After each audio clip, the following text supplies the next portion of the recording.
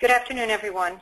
My name is Jean McGlynn Delgado. I am NMHC's VP of Business Operations and Risk Management Policy, and I also work with the NAA-NMHC Joint Legislative Program. I'd like to welcome you today to our webinar where we will, as the title suggests, help you navigate HUD's new Disparate Impact Rule. Released on February 8th of this year, this rule has generated much controversy and raises many more questions than answers.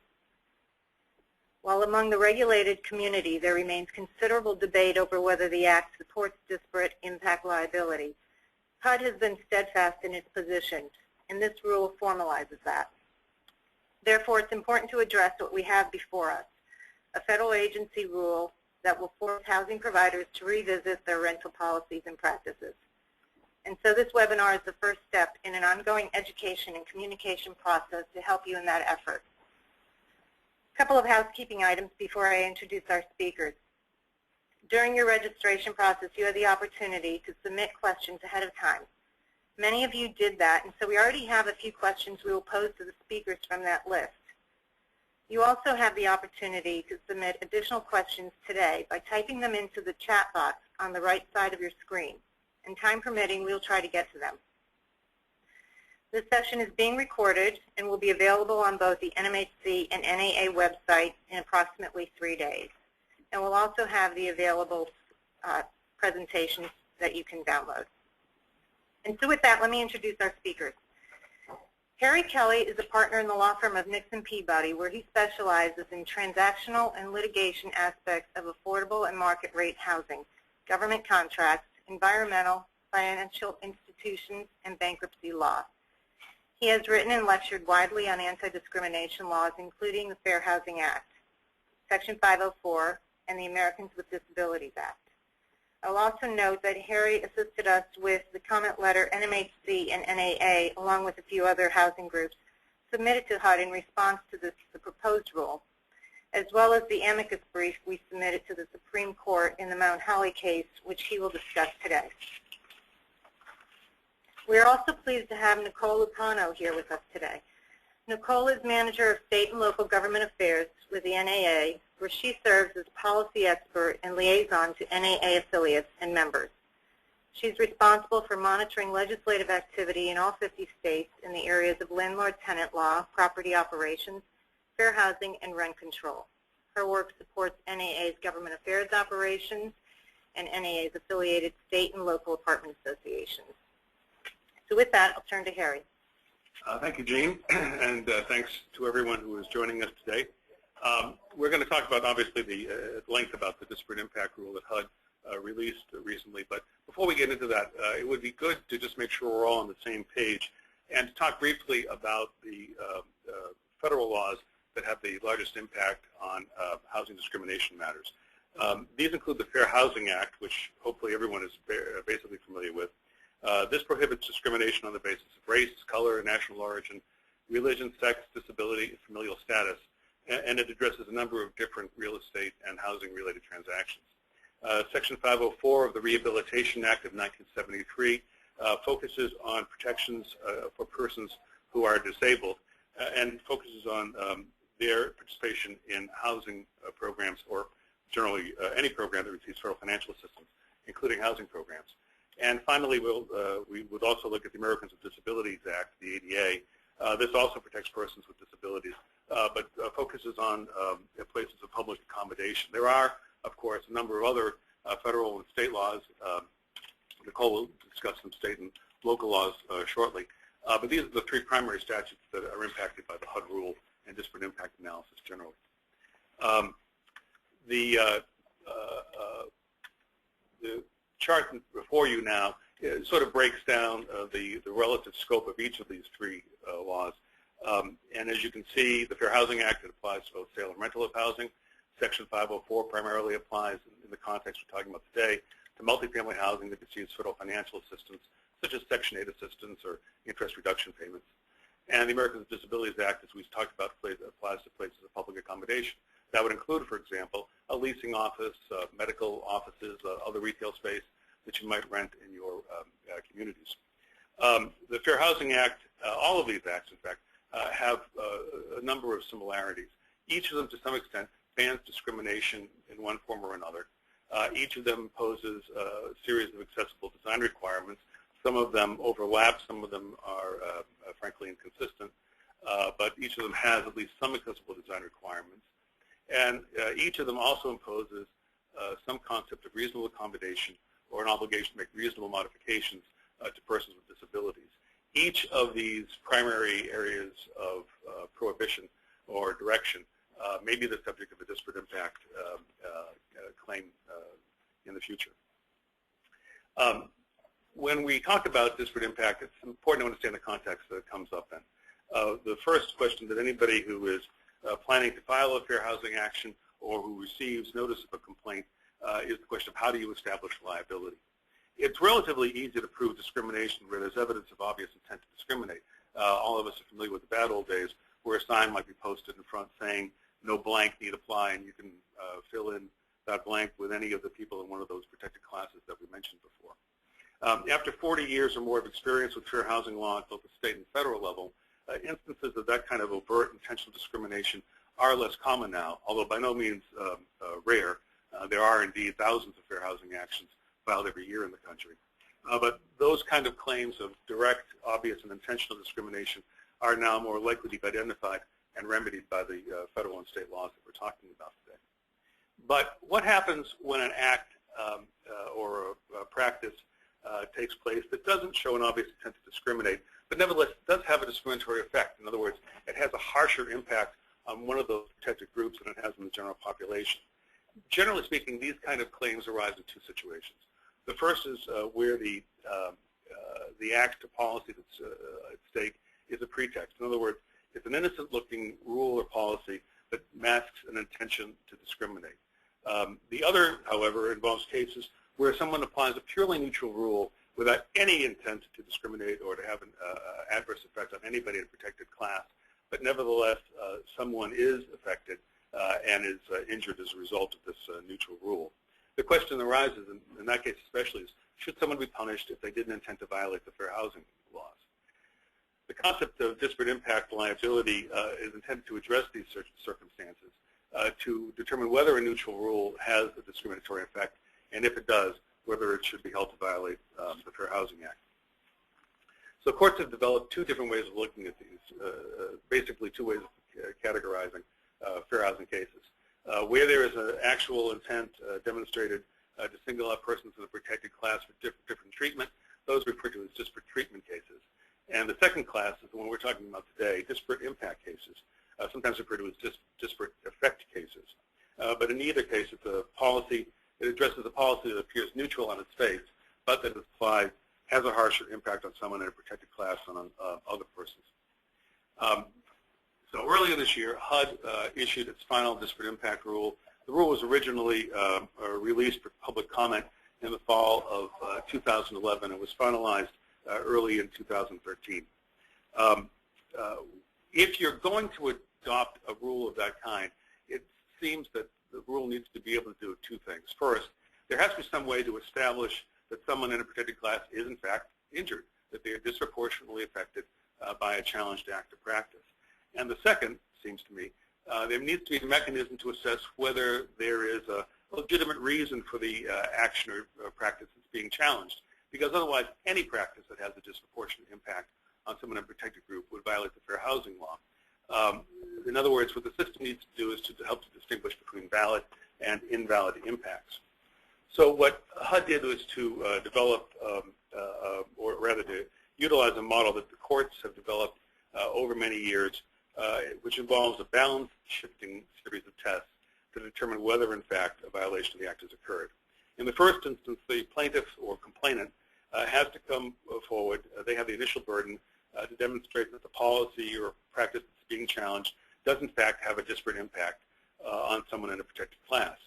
If they succeed in making what's called a prima facie showing of that disparate impact, then the burden shifts to the defendant or the respondent in the HUD action to show if there is what HUD refers to as a legally sufficient justification for that practice. To demonstrate that there's that kind of a justification, the respondent has to show that there's a substantial, legitimate, and non-discriminatory interest that's served by that rule, and that in fact there's no less discriminatory alternative available. If the respondent or the defendant meets that standard, then the burden shifts back to the plaintiff for its opportunity to show that, in fact, there is a less discriminatory alternative that could have been adopted. Well, why is this important? Going back to some of the topics we discussed at the beginning of the program, disparate impact allows liability to be found without having to prove actual intent to discriminate, which can be very difficult to do. In other words, liability is based on the effects of a policy or practice and not on whether there was an intent to discriminate. In other words, however, that also means that someone with a clean heart is not necessarily protected by the system. The other reasons why this rule is important is that this rule will apply to all cases within HUD's investigatory realm. The Fair Housing Act includes several actors, including HUD, individual claimants, and the Department of Justice within its scope. But essentially, the disparate impact rule that HUD's releasing is the rule that it will apply when it's investigating a case, and presumably will also be applied by any HUD ALJ when they're administrative law judge, when they're trying to adjudicate the merits of a fair housing action. Courts will also tend to follow this rule, we believe, going forward, because HUD is perceived to be the expert when it comes to fair housing enforcement around the country, and is the party most likely to be able to, has most experience in applying the Fair Housing Act and understanding its consequences. And finally, the other reason it's important is that disparate impact, as we'll talk about in a few moments, has been used in a number of other areas of anti-discrimination law besides housing law. And anytime an agency comes forward with a series of rules of this kind, it tends to reverberate across the entire legal framework. Well, does HUD's disparate impact rule work? Does it do what you would expect to do? As Gene indicated at the beginning of the program, the National Multi-Housing Council, the National Apartment Association, and other trade groups last year filed comments with HUD and also filed a Supreme Court amici brief where we made the point that if you look at the Fair Housing Act, it does not indicate that Congress actually intended to impose liability solely based on effect as opposed to cases involving intentional conduct. There are some cases in which the statute is very clear that in addition to intentional discrimination, effects-based discrimination was meant to be reached. And the Fair Housing Act doesn't have that language. Generally speaking, courts and agencies, including HUD, have looked at other areas of the law and basically imported the concept of disparate impact analysis into housing discrimination cases. But if you actually search for the statute, it's questionable whether Congress really intended to do that.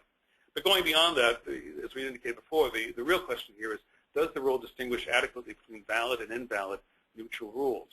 And it appears to be the case that in many instances, it's not going to be easy to determine whether a rule, once adopted, actually satisfies or is consistent with the Fair Housing Act until after a party's rights have been litigated, which is a very late point to determine whether a policy is a good idea or not.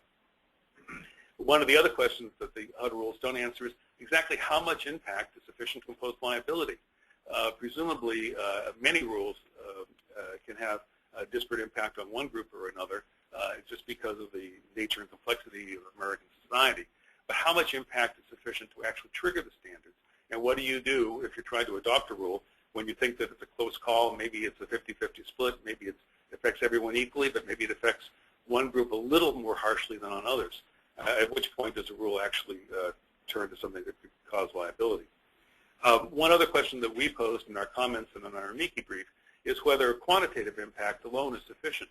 Certainly many people in a protected class may be injured or may be affected by a neutral rule or practice, but unless that rule or practice actually seeks to affect them differently than it affects other people, a question can be raised as to whether disparate impact should be allowed as a basis for liability. And finally, HUD has refused to create any safe harbors for anybody under the in its new rules that would allow them to be sure that whatever else they do, they are not in violation of this disparate impact standard. And again, having a safe harbor allows people to be able to make accurate predictions and know when they're likely to violate the law and know when they won't violate the law. And again, the failure of HUD to do so is going to leave many people with a great deal of uncertainty. Well, if HUD has maintained that disparate impact is built into the Fair Housing Act and is an important part of its ability to enforce the law, but if it's so fundamental, why did HUD just adopt it now? After all, Fair Housing Act has been in place since 1968. We're well into our fourth decade of dealing with the Fair Housing Act. Many courts have looked at disparate impact in housing cases, and indeed most of the federal circuits have supported entered decisions in one way or another supporting the concept of disparate impact. But nevertheless, it does remain a controversial topic. And the reason is that in our legal system, we typically do not impose liability upon someone without evidence of intent to do harm to another person, or at least some violation of a well-established duty. That's the whole idea of the law of negligence in our society. As we've talked about, and we'll talk about again in a few moments, the Supreme Court itself has been critical of cases of federal laws that impose fault without intent in discrimination circumstances. And indeed, in the last term, that is the term that started in October 2011, and in the current term, the one that started in October 2012, the Supreme Court has faced two cases on its docket which raise questions about whether the Fair Housing Act does in fact involve or allow for disparate impact. So it'll be interesting to see what the court does with the pending case. And again, we'll talk about that in a moment. From the point of view of someone who owns or manages or wants to invest in multifamily housing, disparate impact is important also because it can apply to almost any policy or practice that intentionally or especially unintentionally has a disproportionate impact on a protected class. Let's look at some of the more controversial areas that are under discussion at the moment and see how this rule may impact them today. The first is the area of criminal background checks. We know that private owners of multifamily housing have to perform a number of checks on persons before they're admitted as new tenants. This would include past evictions, information about their credit history, and for many owners, questions with respect to whether they've had a criminal record. The question is it permissible to screen tenants on the basis of criminal history or conduct? Some groups, in fact, do contend that screening on this basis has a harsher impact on protected classes than on other persons. However, the U.S. government itself, and when I say that I mean HUD, requires owners of HUD-insured or assisted housing to perform criminal background checks with respect to past violent crimes and drug dealing. So it seems that it's based on HUD's own experience and HUD's own rules, some inquiry on this basis is permissible.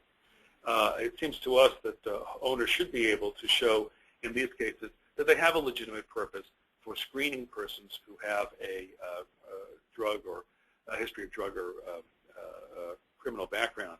But we would caution you that a strict rule that says nobody with a criminal record can be admitted to a property may be difficult to prove if someone raises a disparate impact challenge on the basis that there could be a less discriminatory alternative that might have as beneficial an impact. Source of income is also becoming an important area in this regard. It's important to understand the Fair Housing Act doesn't prohibit all forms of discrimination. It prohibits those forms that we talked about before, race, color, national origin, and so forth. But economic status or the source of income is not itself addressed by the Fair Housing Act. As Nicole will explain in more detail, some cities and states have adopted prohibitions on discrimination on the basis of source of income, for example, on the basis of receipt of alimony or Section 8 or some other form of public assistance. In some areas of the country, groups claim that discrimination on the basis of source of income has a disparate impact on persons in a protected class. In these situations, disparate impact is essentially being used to create a new protected class, that is, persons who receive alternative forms of income. The matter is still open. It's still a matter in discussion, and we will talk about this a little bit more in our program with some further examples. One of the more interesting examples and one of the more important ones in the last couple of years has come from a case out of Texas involving the low-income housing tax credit. The case is referred to as the Inclusive Communities case, and in that instance, the plaintiff was a nonprofit that sought to develop low-income housing tax credit properties in non-minority areas. The idea was to try to encourage persons in these protected classes, minority persons, to try to locate housing in non-minority areas.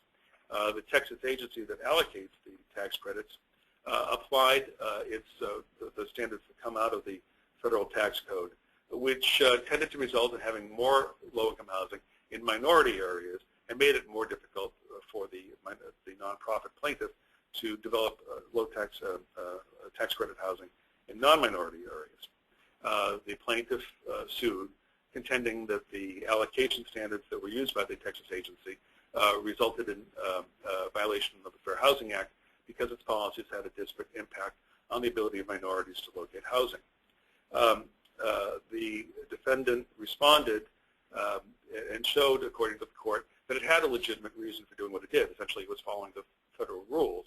But according to the court, fell on the standard that it was unable to show a less discriminatory alternative. And in that instance, the plaintiff won. I should point out that this case was decided before the HUD rules were released. But essentially, the burden shifting that took place in this case is similar to what would take place in a case that would be following the new HUD rule. Now, the inclusive communities case is important, certainly because it suggests that actions by people who are basically following the rules can, in fact, lead to a fair housing violation. But it should not be over-dramatized because several factors could limit its reach. First, the state agency here was unable to mount an effective defense to the charge of disparate impact. In some respects, this may be very specific to the facts of this case, and it may be that in a different location with a different population and different demographics, the same showing of disparate impact might be harder for the plaintiff to make or more easy for the defendant to rebut. But in this instance, the numbers spoke loudly to the court. It might be different in a different case. The other significant factor of this case is the court didn't give weight to many steps that the Texas agency did take expressly to reduce the potential for disparate impacts. There were various attempts to weigh factors and to put different qualifications in the tax credit allocation process that were hoped to have the effect of reducing the concentration of tax credit housing in minority areas. And it's a question, frankly, as to whether the court, when it was trying to apply this less discriminatory alternative standard, really understood what the agency did and gave full credit to what the agency did. One thing is pretty clear to me: I wouldn't take this as a case that says that if you're a local developer and you're trying to develop housing in your local community just because it's a minority community or one with a large number of people in a protected class, you're in danger of violating the Fair Housing Act. Another area of controversy, and one that is likely to become very important in the next few months, is enforcement actions by public agencies and cities. In two recent cases, the Wagner case and the Mount Holly case, we were dealing with situations where city governments attempted to enforce public building codes and health codes in order to help to reduce blight and to redevelop neighborhoods. The residents of these areas argued that these policies had a disparate impact, essentially that by enforcing these neutral rules, the city was having a disparate impact on minority communities that lived in these neighborhoods where the housing was, according to the city at least, blighted or substandard. Essentially, these plaintiffs were arguing that the enforcement activities, by applying a neutral standard in this context, was essentially a pretext for discrimination against the people of those protected communities. The Supreme Court accepted the petition in the Wagner case, and the case was scheduled for oral argument when suddenly the plaintiff in that case, or the petitioner, which was the city of St. Paul, Minnesota, withdrew the case before the case was heard. Another case this year raising very similar issues, the Mount Holly case, came up and is presently still on the court's docket. Probably will not be heard this term, which ends in June, but may be heard, may be held over and heard next fall. Pending before the Department of Justice is the Supreme Court's request to file a brief in the case.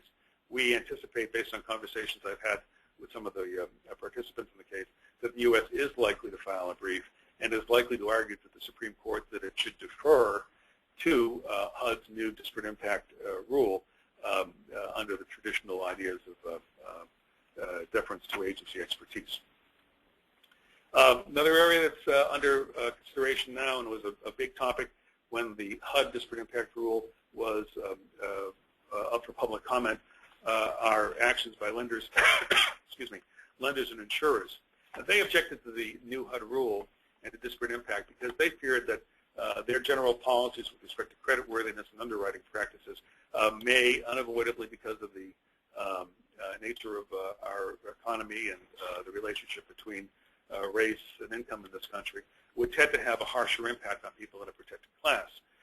Many lenders, for example, said that following the recent recession, they adopted much more strict underwriting criteria, and that as a result, persons with less good credit, who tend to, in some instances, be people in protected classes, may be denied credit and may therefore maintain claims for disparate impact discrimination. As we noted earlier, HUD rejected requests, including requests by lenders and insurers, to establish safe harbors that would assure that practices do not violate the law. HUD argued that courts have been dealing with disparate impact matters for a long time, and that they can easily resolve these kinds of disputes. But as we indicated earlier, it's questionable whether it's a rule is a good one, is you have to go through a series of litigations to know whether, in fact, you're acting properly or violating the law. Disparate impact can apply in many contexts. Most of the cases we've been talking about now are situations where there's, if you will, a macro impact, a Texas agency that's making decisions with respect to the allocation of dozens of tax credit applications, maybe hundreds of tax credit applications every year, or lenders who are applying underwriting criteria across a spectrum of potentially thousands of loan applicants. Some people would say, well, if that's the case, then I guess I'm off the hook because I just own one property, and how can I be engaged in my actions as an individual owner or manager have a disparate impact on a protected class? The answer is that it's absolutely possible for the Fair Housing Acts to be violated on the basis of a disparate impact analysis in the context of a single property. And a very good example of this would be a very strict 2 persons per bedroom rule. Imagine a situation where you have a couple who's living in a 1-bedroom apartment. The owner has adopted a rule that says under no circumstances can more than 2 people occupy a unit with 1 bedroom. The couple has a baby, and the baby is now a 3rd person. When it comes time to renew the lease, the owner at that point potentially would say, well, I allow only 2 people per bedroom. You have 3 people in your unit. You no longer can live there. You need to either move to a 2-bedroom unit or we'll evict you from the property. In that instance, the family of 3 might very well have a claim for disparate impact, arguing that this neutral standard 2 persons per bedroom has a harsher impact on persons in a familial status, that is a family with a husband and wife with a child, than it has on other persons. Back in 1991, in fact, HUD looked at this issue, and it adopted a rule that said, generally speaking, 2 persons per bedroom is okay. This is still HUD's rule. It's still on the books, so long as the owner applies the rule flexibly.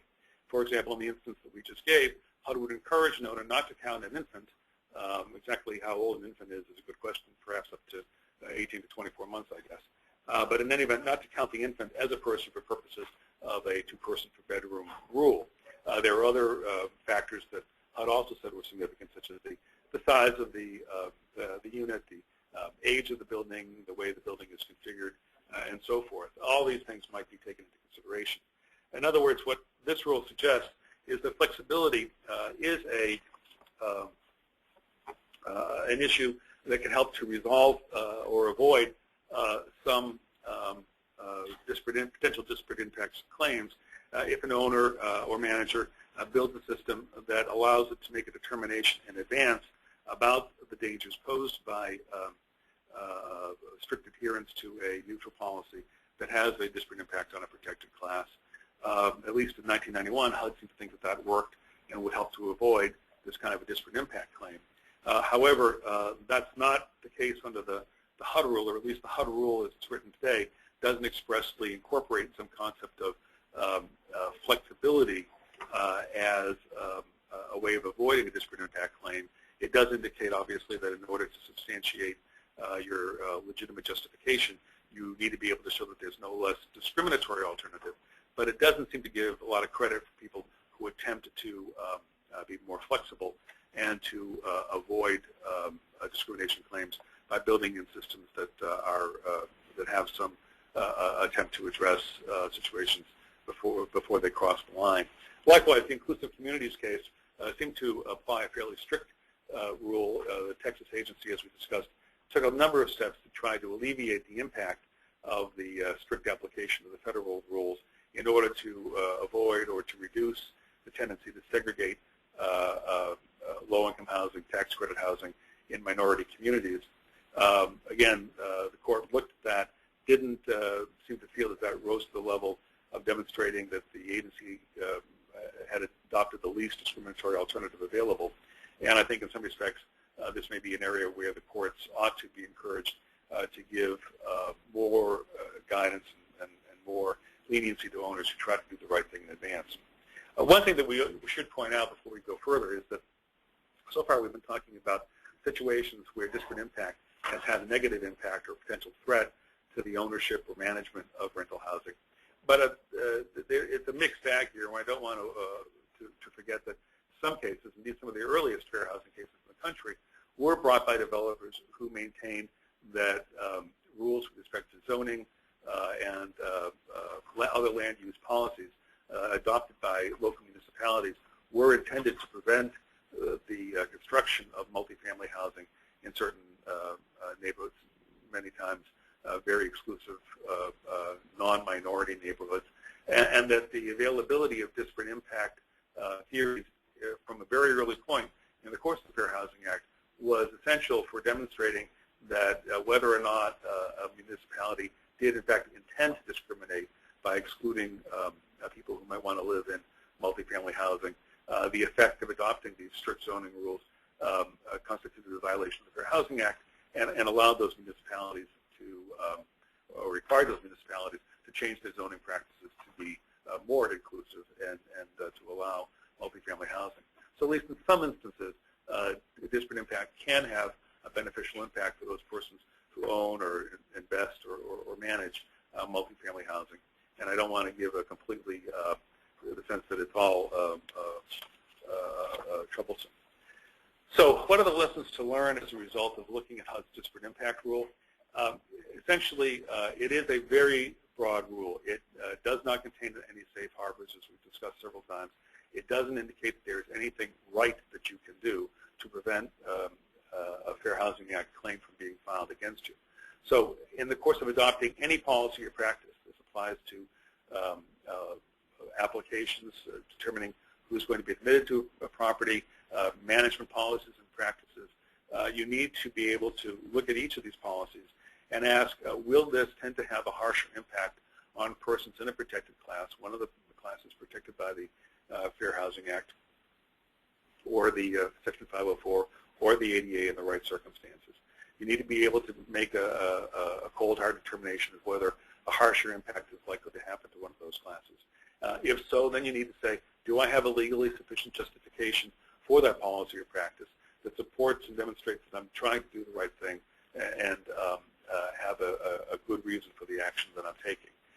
And if you have, even if you can show that, you also need to ask yourself, is there a less discriminatory way that I can achieve the same result that would not have that same kind of disparate impact? I'm going to turn the floor over to Nicole now, who's going to look at some of the status of the law at the state and local level before we go back to questions. Thanks, Harry. As Jean said, I'm Nicole Upano. I am the State and Local Government Affairs Manager at NAA, who covers disparate impact and fair housing. Harry already hit many of the high points on this issue, particularly on the basic theory and in the federal sphere. I'd just like to cover briefly how this issue impacts the industry at the state and local level. State and local governments have the authority to enact their own fair housing laws. In states or local courts that recognize disparate impact, plaintiffs may use the theory to argue that a rental housing provider's policy is discriminatory.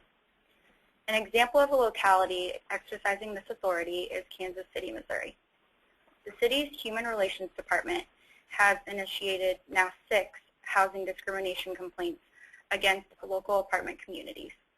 Their complaint indicates apartment communities are alleged to be in violation of the city's housing discrimination law with regard to race and national origin in resident selection policies. The plaintiff argues that the policy of denying tenancy on the basis of felony convictions has a disparate impact on African Americans and Hispanics because African Americans and Hispanics have felony convictions at a rate disproportionate to their numbers in the general population. In their complaint, the city also states that there is no business necessity for such a strict policy. NAA has provided the Apartment Association of Kansas City with Industry Mobilization Fund dollars to combat this issue on several fronts.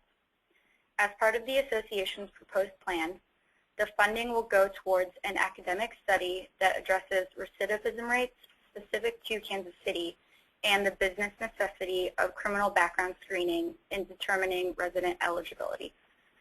Next slide, please.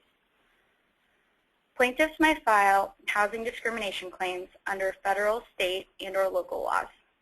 Filing in multiple venues allows plaintiffs to seek additional remedies at the state or local level not available at the federal level.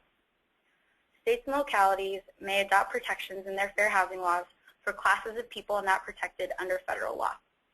For example, in addition to the 7 protected classes under federal law, the D.C. Human Rights Act includes personal appearance, sexual orientation, gender identity, family responsibilities, matriculation, political affiliation, and source of income as protected classes, just to name a few.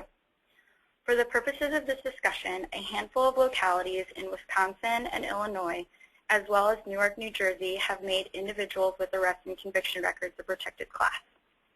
Seattle and New Jersey are also considering similar proposals.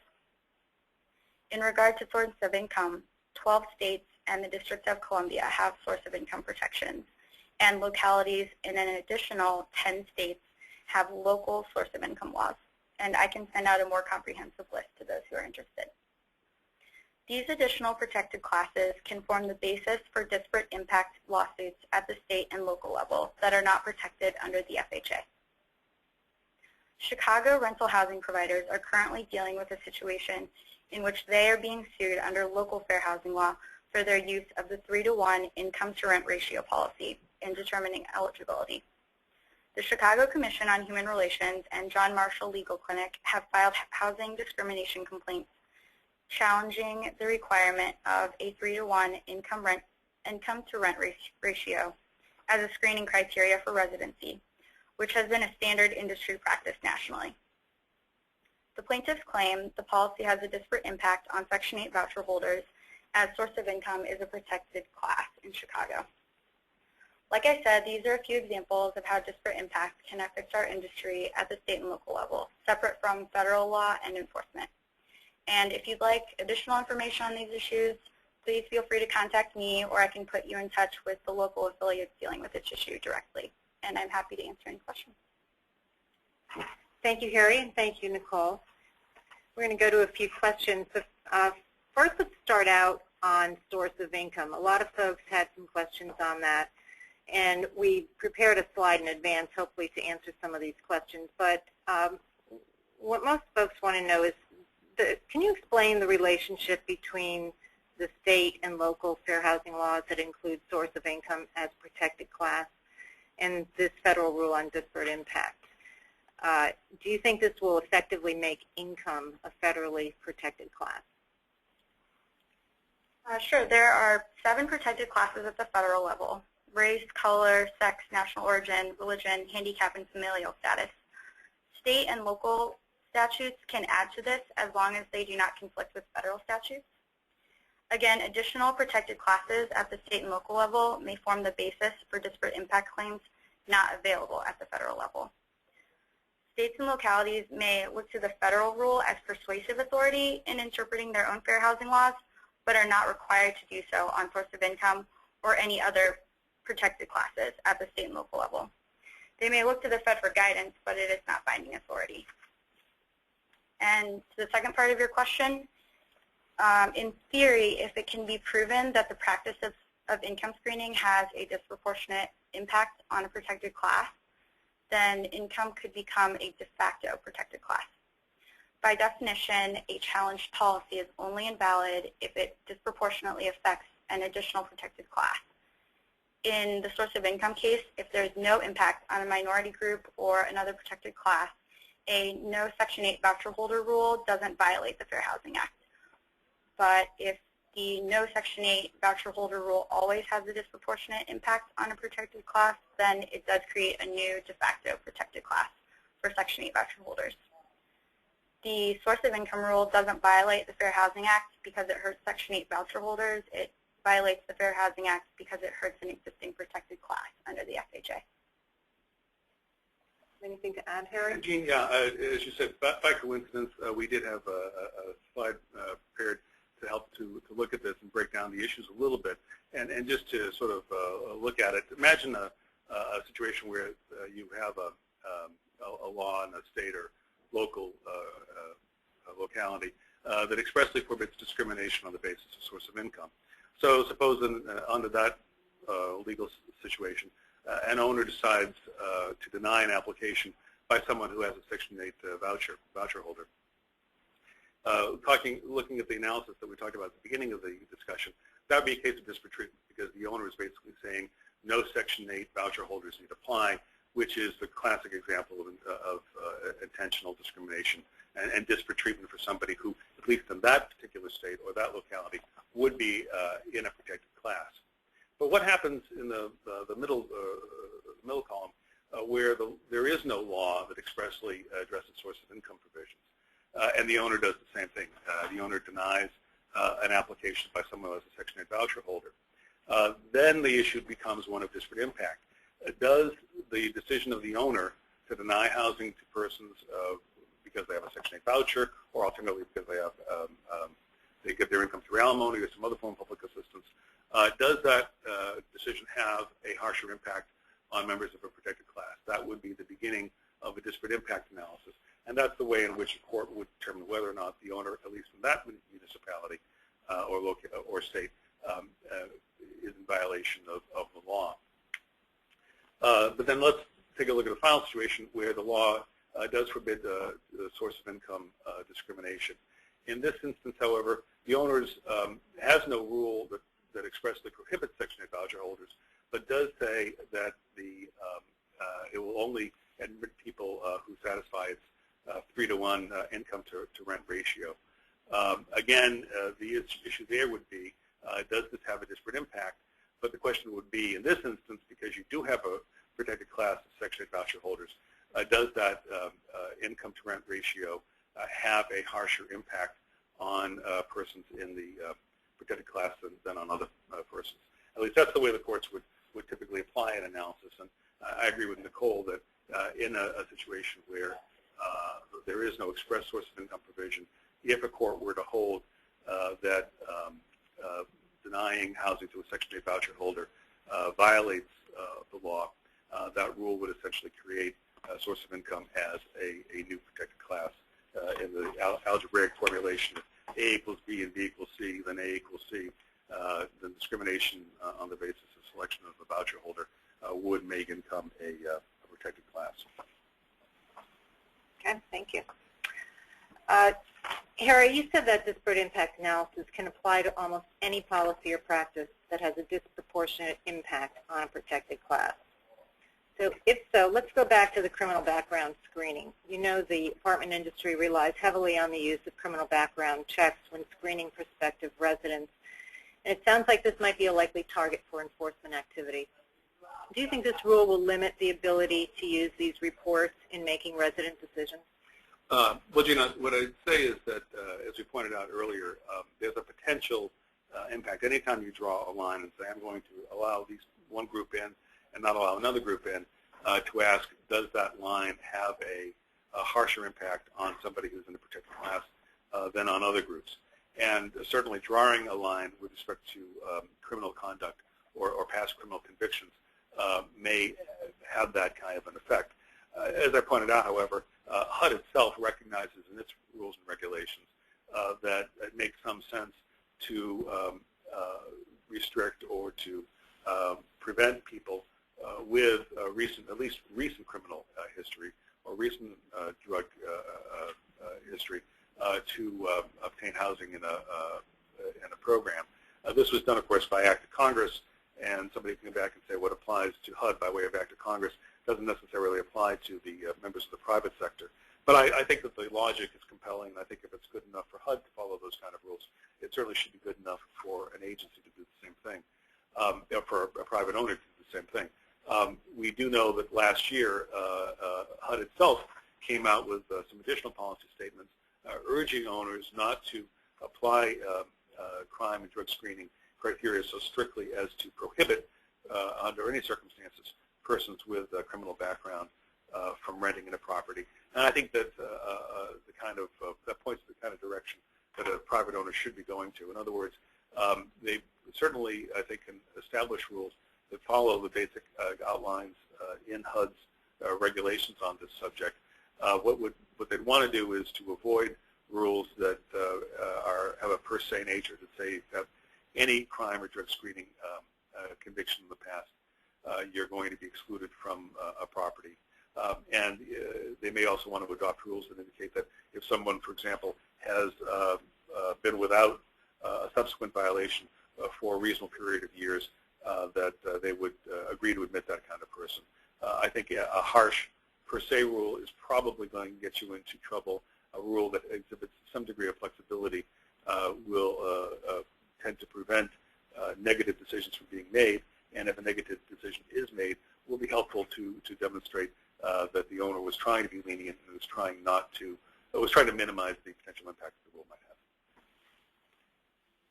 Okay, not to beat this dead horse, but you put out some pretty good lessons to learn, and applying the criminal background screening as an example.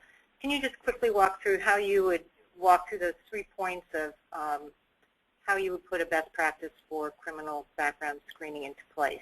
Well, as I said, first thing to do is take a look at what HUD has published. These are HUD's rules. They're in Part 24 CFR, Part 5, and they're very elaborate rules with respect to both admissions policies and indeed with respect to policies to evict tenants who have already been admitted. You want to take a look at those rules, and you want to consider, for example, are you going to impose rules with respect to violent crimes? Are you going to impose rules with respect to nonviolent crimes? Do you want to impose rules that deal with drug activity, alcohol abuse, and so forth? Again, to the extent that you can model your rules on what HUD has done, I think you're going to find it more difficult to, you're going to find that it's going to be more difficult for someone to challenge the practice if you're essentially trying to follow the rules that HUD has laid out. Again, I'd urge you to avoid any kind of a per se rule that says that someone who had a violation 20 years ago won't be admitted if in the intervening time period they've had a clean record and have not had any further violations of the law.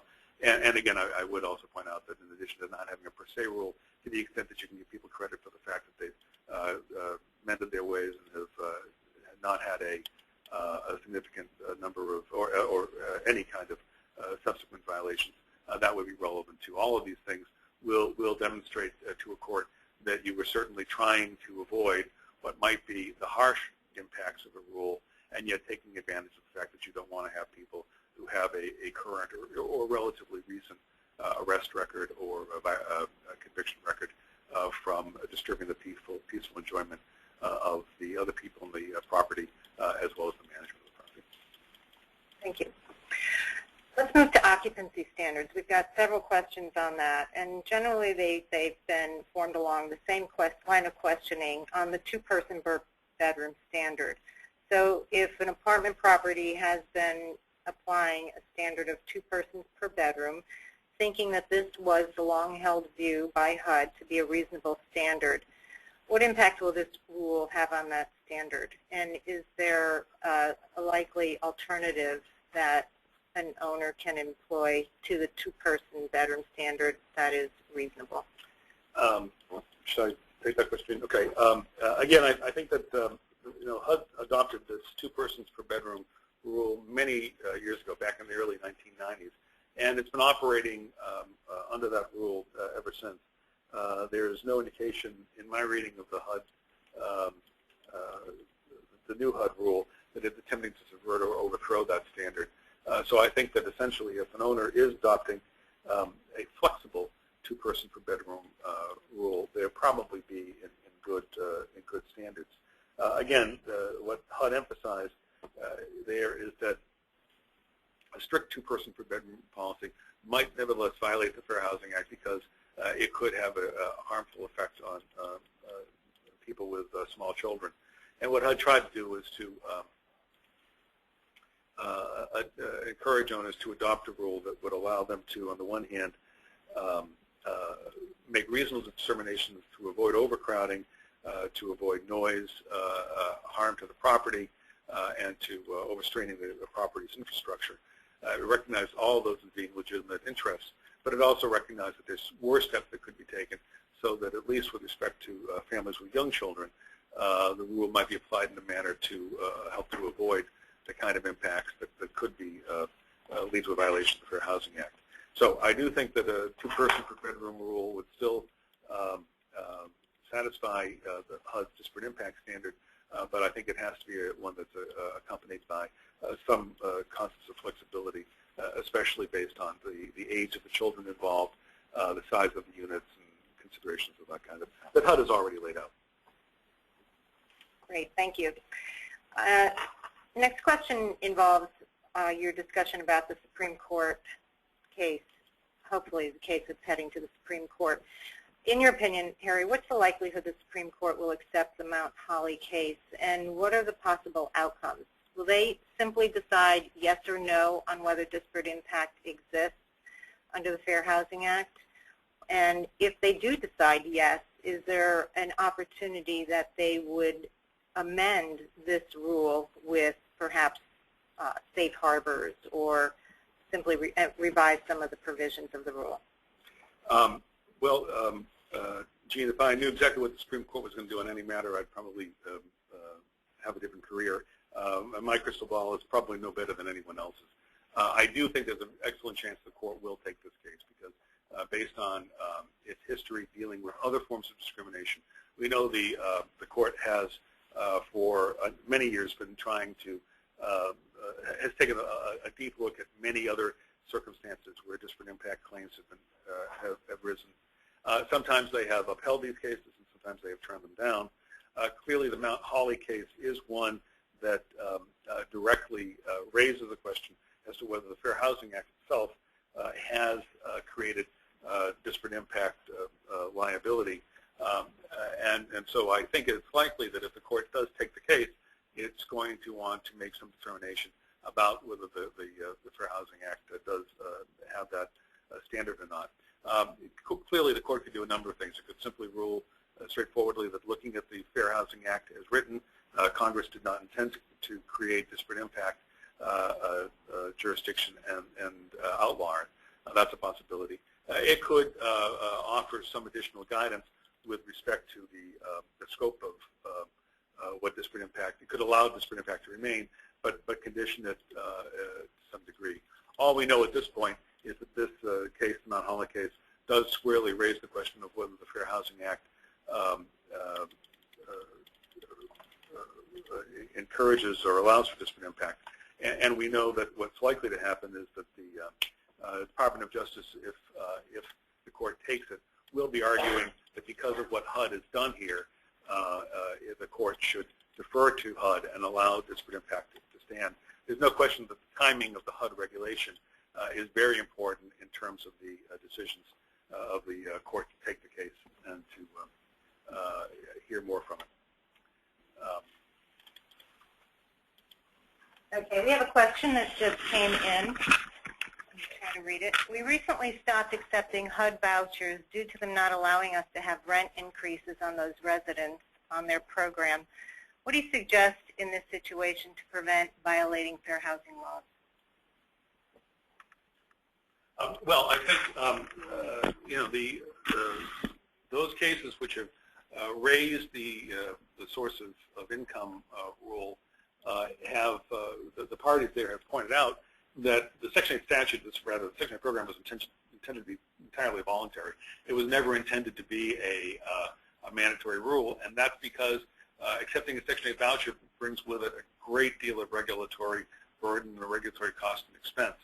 If you're in a jurisdiction that has a source of income rule, and you've just decided that you're not going to accept Section 8 vouchers, you're most likely going to be in a situation where someone's going to come along and say, if you don't accept my voucher, there's going to be a fair housing complaint of some kind brought against you on the basis of your treating me differently, intentionally treating me differently than other persons.